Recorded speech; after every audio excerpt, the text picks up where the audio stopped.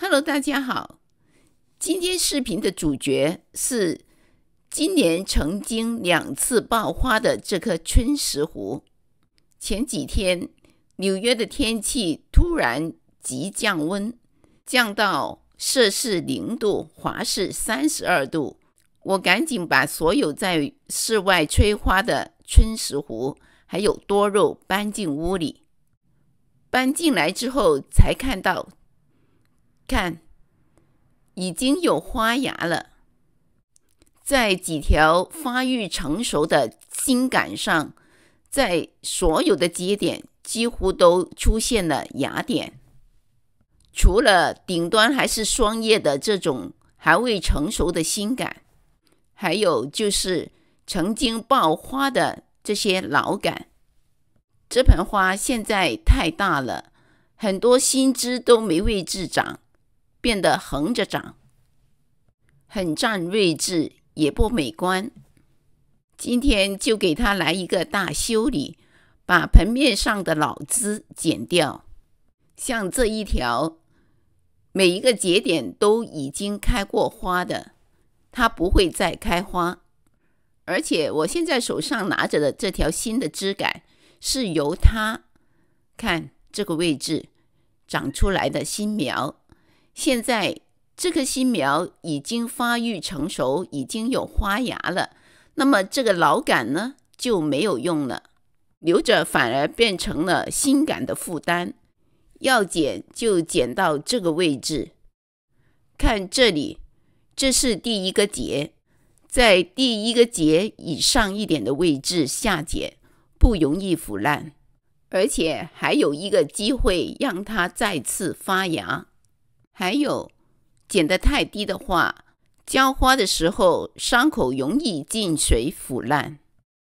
其他的老的枝条也是按这个方式来修剪，在这里就不一一展示了。剩下的这些新的枝杆，特别是已经长有花芽的枝杆，在这个时候整形是最佳的时机。等长有花苞或者已经开花的时候再来整形的话，就显得太晚了，会很容易碰掉花苞或者是碰伤花，而且花朵的向光性也不整齐，不好看。而且控水之后的枝杆比较柔软，容易整形。这里要注意的一点就是插这个支撑杆的时候，尽量的避开，不要伤到根部。像我这一盆密密麻麻都是根，就很难做到这一点，但是就是尽量了。把枝杆绑在支撑杆上的时候，有2个技巧。第一，绑的绳子或者是夹子要在2个节的中间，因为花芽在节点上，这样就不会伤到花芽。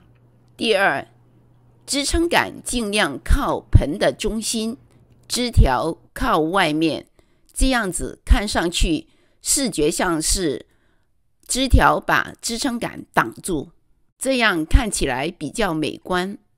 尤其是如果你用的支撑杆是不太好看的话，赏花的时候就很扣分了。剪下来的这些老的枝杆，我暂时不打算把它育苗，因为这些枝杆都已经开过花的，每个节点都已经开过，所以发芽率应该是比较低的。无论如何要感谢他们，他们是爆花的功臣，也孕育了新的一代。对了，盆面上这些伤口不用做任何的处理，让它自然风干就好。春石斛现在已经出现花芽了，剩下来要怎样去照看，如何浇水施肥，对爆花的春石斛来说都非常重要。在我的视频第39集还有第47集里面都有分享，有兴趣的朋友可以回看。今天的分享就到这，期待它再次爆花。